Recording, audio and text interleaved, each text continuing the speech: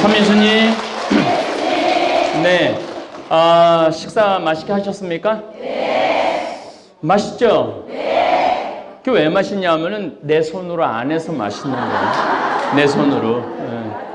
우리 인생에 가끔은 나한테 휴가를 줄 필요가 있어요. 나한테. 그래서 아마 요 2박 3일이 여러분들의 휴가가 될 거라고 생각을 합니다. 또 휴가하는 중에 인문학 특강도 좀 듣고, 뭐 요새 텔레비전에 뭐 인문학 특강 얘기 참 많죠? 그 인문학 특강은 딱 3가지로 요약할 수 있어요. 나는 누구인가? 내가 누군 줄 알아야 살을 거 아니야? 그래서 며칠 전에도 내가 평일미사 강론 때 부처님의 마지막 유언을 얘기를 했어요. 그 누구도 아니고 자기 자신을 등불로 삼아 살아라 라는 말씀을 마지막으로 부처님이 하셨다고 그래요. 이게 뭐냐면은 깨달은 자기 자신이 자기의 인생을 끌고 갈 수 있다는 거예요. 그러니까 자기가 누군지 모르고 사는 사람은 인생을 50년을 살든 100년을 살든 헛사는 거야. 헛사는 거야. 자기가 누군지도 모르고 사는데 뭐 그렇게 힘들게 살아. 그래서 나는 누구인가? 이게 참 중요해요. 그 다음에 중요한 건 나는 누구인가라는 답이 나왔다면 어떻게 살아가야 될 것이냐. 어떻게 살아가는 방법이 나와야 될 거 아니에요. 뭐 제 말대로 뭐 나처럼 아프리카에 가고 뭐 학교를 짓는다든지 신학교를 짓는다든지 뭐 그런, 나는 사제니까 그런 게 많이 좀 자유롭지만 여러분들은 그게 안 된다면 뭐 성지순례를 가든지 평창을 오든지 문경을 가든지 뭐 또 요즘 우리나라가 시스템이 참 잘 돼 있어요. 그래서 박물관에 가도 다 설명해 주는 사람들이 있고, 그러니까 계속 좀 배우면서 내가 인생을 어떻게 남은 인생을 살아갈 것인가, 이게 굉장히 중요해요. 또 하나는 어떻게 죽을 것인가. 이 죽는 과정도 참 중요하거든요. 그냥 끝까지 안 죽으려고 버티다가 그럼 뭐 안 죽어져요? 결국은 죽게 돼 있거든요. 죽게 돼 있어요. 그래서 내가 마지막 죽음을 어떻게 맞이할 것이냐. 이게 요 3가지가 우리가 인생에 정말 꼭 물어야 되는 질문이 아닌가 싶습니다. 그런데 제가 요즘 중국에 대한 이해, 일본에 대한 이해, 다음은 미국에 대한 이해예요. 왜 미국에 대한 이해를 해야 되느냐면 이 3나라가, 물론 북한도 포함이 되지만은 이 4나라가 우리 대한민국을 이해하는데 필수적으로 알아야 되는 나라예요.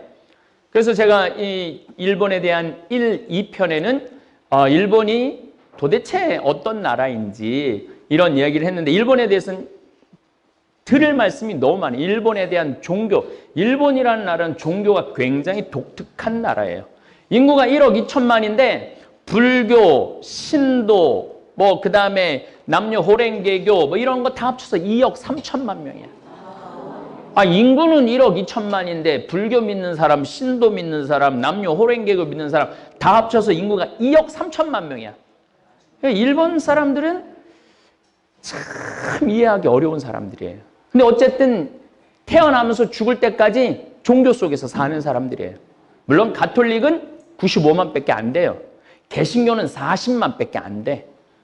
근데 어쨌든 그들은 이 불교 문화가 굉장히 녹아있는, 그 다음에 이 토속 종교, 일본 특유의 토속 종교가 묻어있는 그런 나라예요. 그래서 일본에 대한 종교도 좀 이해를 좀 해야 돼. 물론 이 일본 불교는 우리나라에서 백제가 거의 다 넘겨줬다고 하죠. 자기네들은 당나라한테서 배워왔다고 그러는데 백제 영향이 굉장히 많은 영향을 미친 거죠. 근데 이 일본 사람들은 조선을 자기네들 속국으로 생각하기 때문에 역사 왜곡이 있는 거예요.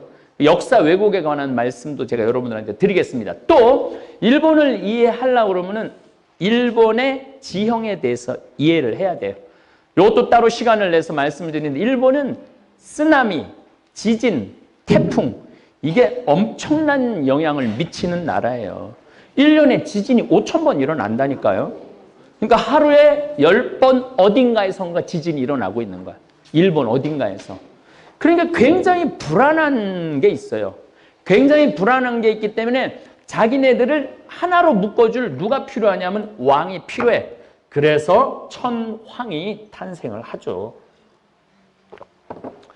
어쨌든 요런 부분에 대한 말씀을 드리고 여러분들 이거 이해 집중을 위해서 좀 일본에 대한 이해를 빨리 보겠습니다. 우리는 한국 사람들은 중국 사람들은 대놓고 그냥 싫어해. 일본 사람들은 왠지 미워. 근데 이 이유를 알아야 된다는 얘기예요. 예, 넘겨봐요. 예. 보면은 너무 빨리 넘었죠. 이 일본 2차 세계대전 당시 점령한 국가를 보면은 일본이 우리나라를 제일 먼저 점령을 합니다. 이게 정말 화가 너무 나는 일이 왜 화가 너무 나는 일이냐면 우리나라를 점령한 그 힘으로 다른 나라를 다 뺏을 수 있었던 거예요. 우리나라가 이 동아시아, 대동아라고 그러는데 동아시아 이 점령해 나가는데 우리나라가 발판이었어. 우리가 얼마나 많은 착취를 당한 거예요. 그야말로 1941년 태평양 전쟁할 땐 노숟가락까지 다 뺏어갔다는 거예요. 그 지난번에 저기 강화에 가니까 전등사에 종도 그 제일 오래된 종인데 그 종도 총알 만든다고 그것도 뛰어가고 다시 찾아오긴 했지만은 또 그 성공의 성당 이 계단 올라가는데 철 그것도 다 뺏어가갖고 다 그걸 했다는 거예요. 우리 집에. 그래서 우리 1940년대 우리 할머니 할아버지도 보면은 노숟가락이 하나도 없어요. 다 밥숟가락이 나무 숟가락이지. 다 뺏어가갖고. 그렇지만은 1940년도에는 이 만주 먹었죠. 난징. 이 난징 대학살 30만 명을 죽인. 그러니까 중국도 이 일본에 대한 감정이 엄청나게 안 좋죠. 타이완은 아주 특별한 나라예요. 일본한테 굉장히 좋아해요.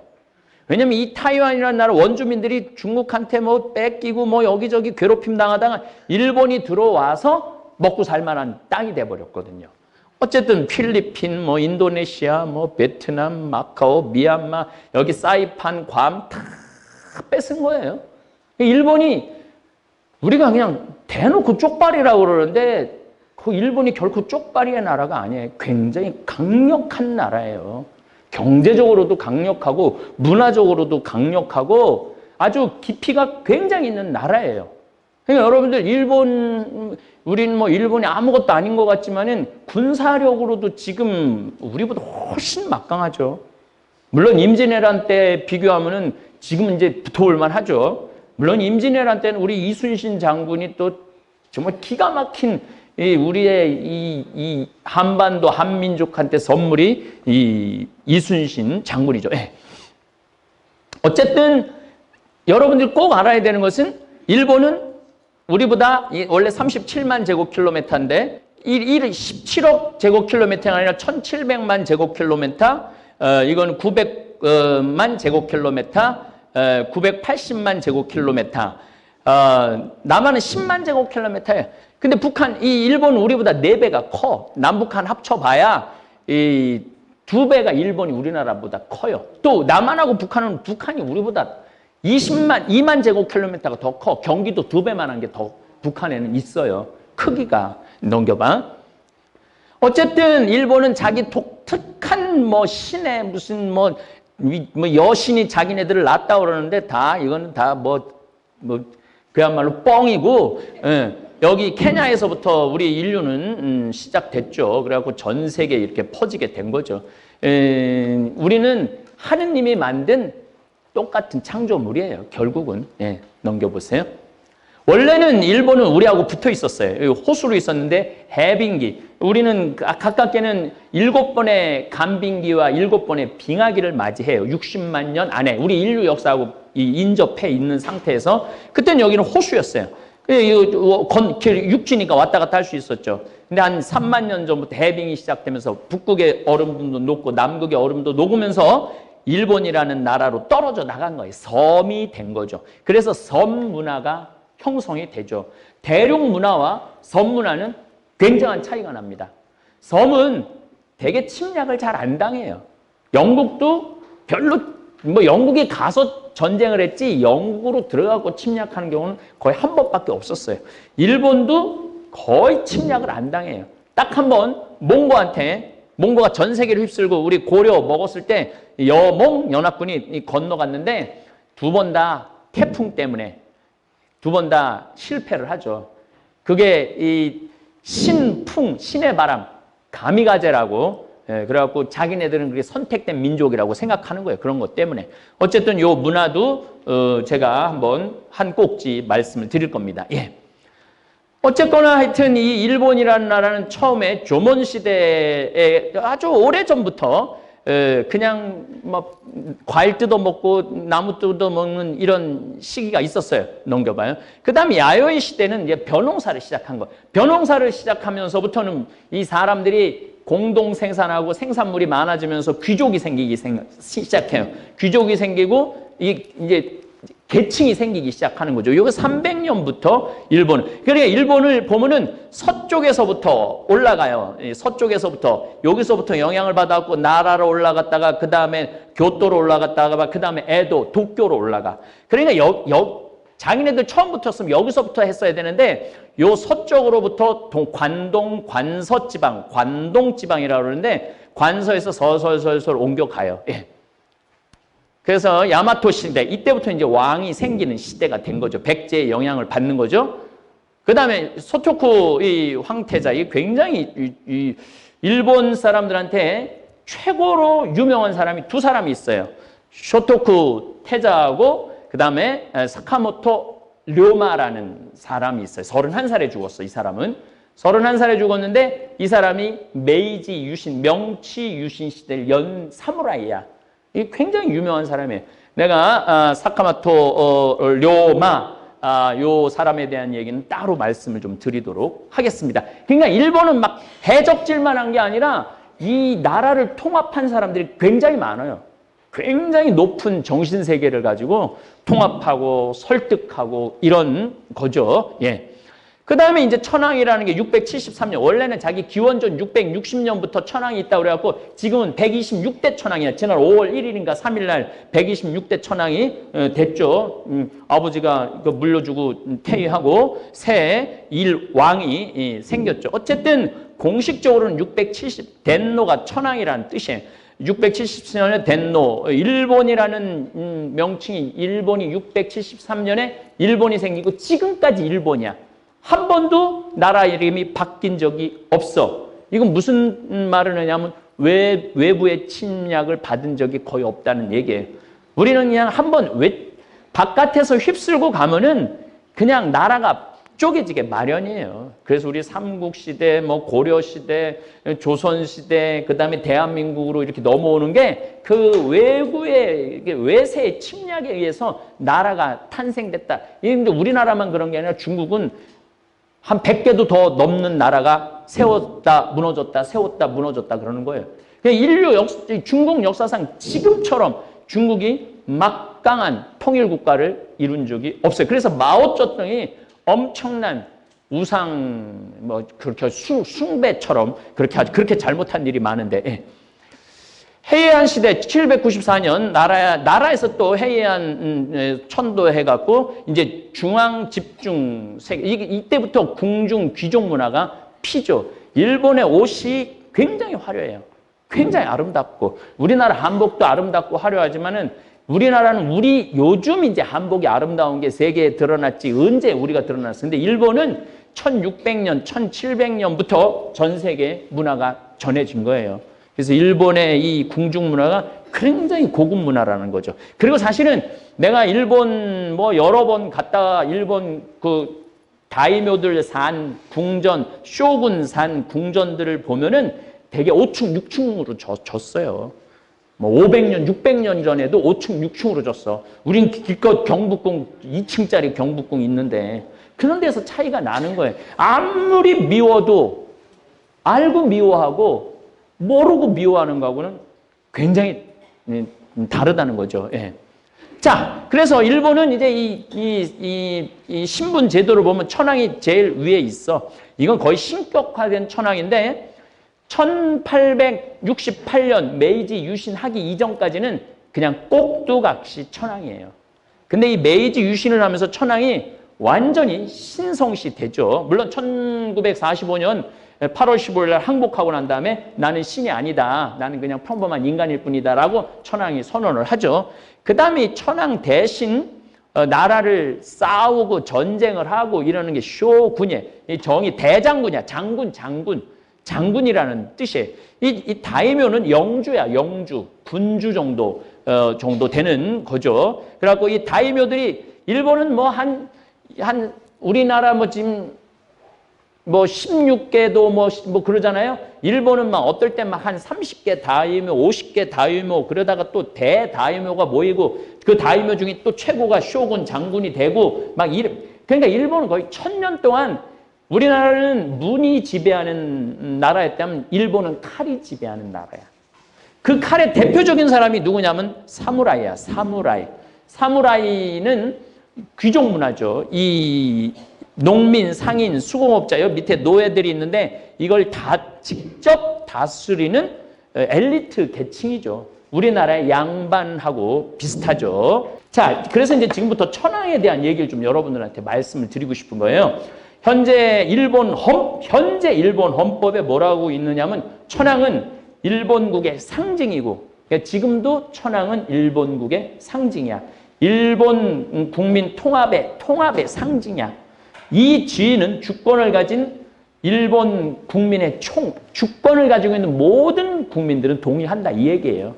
천황에 대해서 천황이라는 명칭은 나라 시대, 그러니까 아까 den무 673년 den노 얘기 나왔죠. 이때부터 나오기 시작을 하죠. 뭐 일본 전설에 따르면은 일본 황실은 기원전 660년 태양의 여신 아마테라스 오미카미라는 이 여신으로부터 태어난 거야. 이게 하도 말썽을 일으켜갖고 동굴 속에 가둬놨는데 너무너무 이게 안 나오니까 그 동굴을 열으니까 없던 태양이 뜬 거야.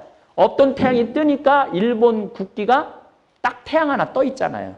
그게 그 일본을 상징하는 태양이 되죠. 거기서부터 자식들이 나와갖고 일본이라는 나라가 됐다라는 자기네들의 신화죠. 신화. 우리나라 단군 신화처럼 그냥 모든 나라는 신화가 다 거의 다 있어요. 모든 나라는. 근데 그 신화를 무시할 수 없는 게 자기네들의 근거를 갖고 싶은 거야. 자기네들의 근거. 우리는 단군 신화도 있지만은 무슨 신화가 있어요? 창세 신화가 있잖아. 창세기 아담과 하와. 사실 그거 아담과 하와를 어떻게 증거를 할 거야? 예. 그러니까 이게 함부로 이 사람들의 그러니까 다른 문화에 대해서 함부로 말할 수 없는 것 중에 하나가 바로 그런 거죠. 어쨌든 하여튼 2000년 동안 이 천황이 이렇게 쫙 내려온 것은 일본 사람들의 자존심이기도 하죠. 근데 이제 1868년 이게 메이지 유신은 우리나라하고 직접 연관이 돼 있어. 왜? 이 메이지 유신 이 1853년에 페리 제독이라고 미국 상선이 와갖고 일본 니네들 개항해라. 우리 안 하겠다. 그래갖고 뭐 포를 뭐 군인 4,000명이 내년 봄에 올 때까지 니네들 개항 안 하면 우리가 니네들 이 포로 니네 박살을 내겠다. 자기네끼리 해갖고 개항을 해요. 개항을 하면서 일본의 똑똑한 애들 뭐 100명 뭐 미국 유럽으로 다 보내. 그래갖고 1880년 90년엔 일본이 전체가 다니기 시작을 해요.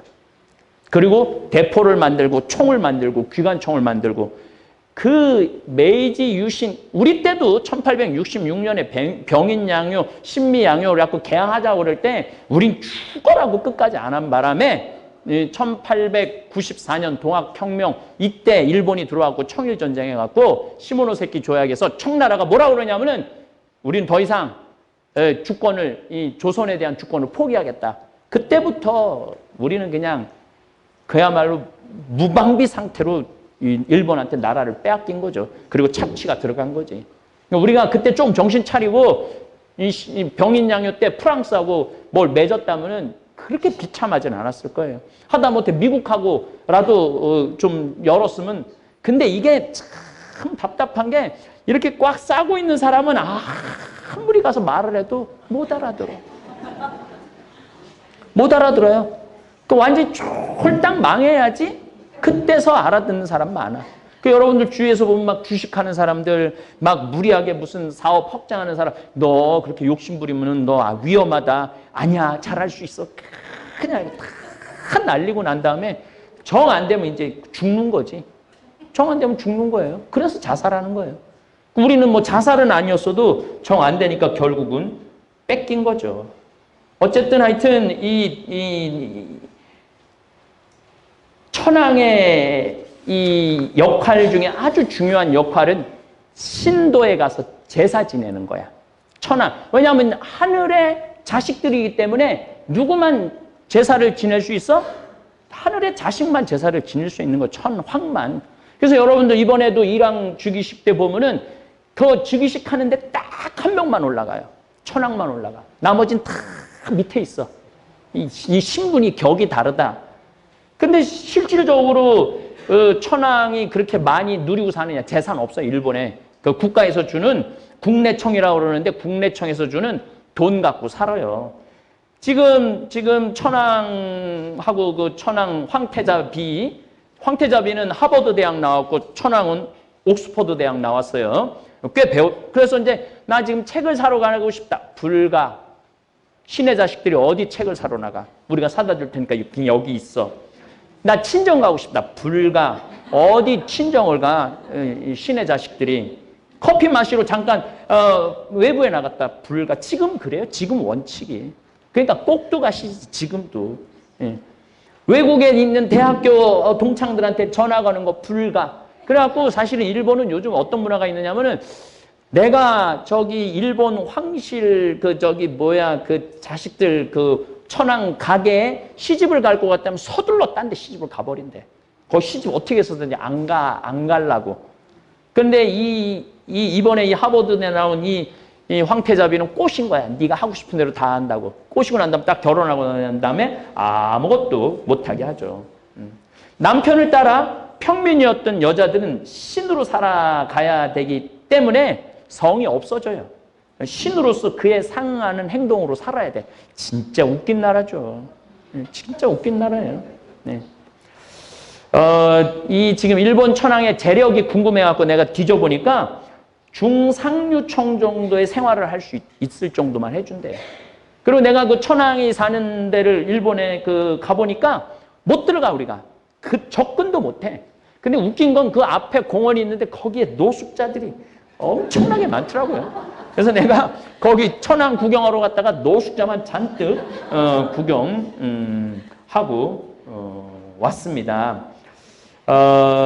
어쨌든 일본 사람들은 이 천황이라는 이 상징, 대개 섬나라가 왕을 상징적으로, 그래서 영국도 아직도 뭐 왕비에다 이번에 이제 윌리엄 왕자인가가 이제 계승을 받았잖아요. 아주 특이한 섬나라의 특이한 것들이 있어요.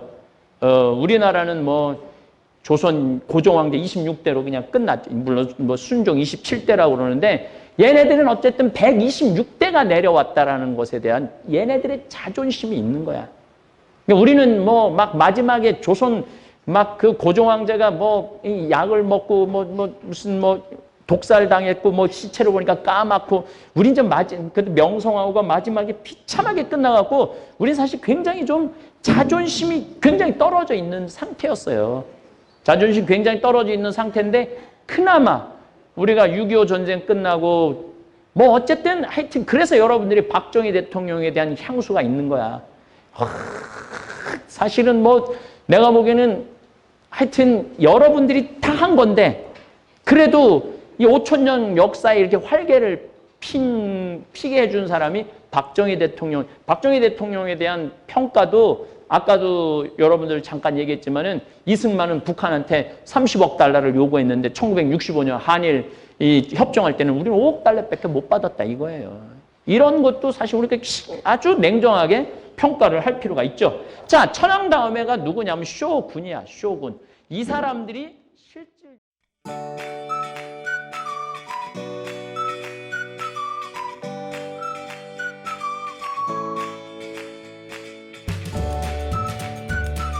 생태맘 청국장. 국산 콩은 한 가마에 요즘 45만 원 정도 합니다. 수입 콩은 국산 콩이 6분의 1 정도 한다고 그럽니다. 근데 저희들은 단 한 번도 수입 콩을 쓴 적이 없습니다.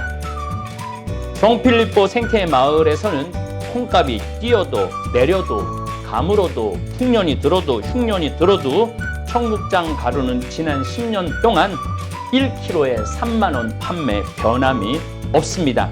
우리 생태맘, 우리 청국장 가루 이름이 생태맘입니다. 생태마음, 엄마의 마음, 이런 것을 합쳐서 생태맘 청국장 가루입니다. 미국 FDA 식품의약청 심사도 통과해서 1년에 50만 달러어치를 벌써 3년째 수출도 하고 있습니다. 어쨌든 여러분들 청국장 가루 많이 구매하셔서 맛있게 많이 드시기 바랍니다. 저는 아침에 밥숟갈로 2숟갈 물에 타서 마십니다.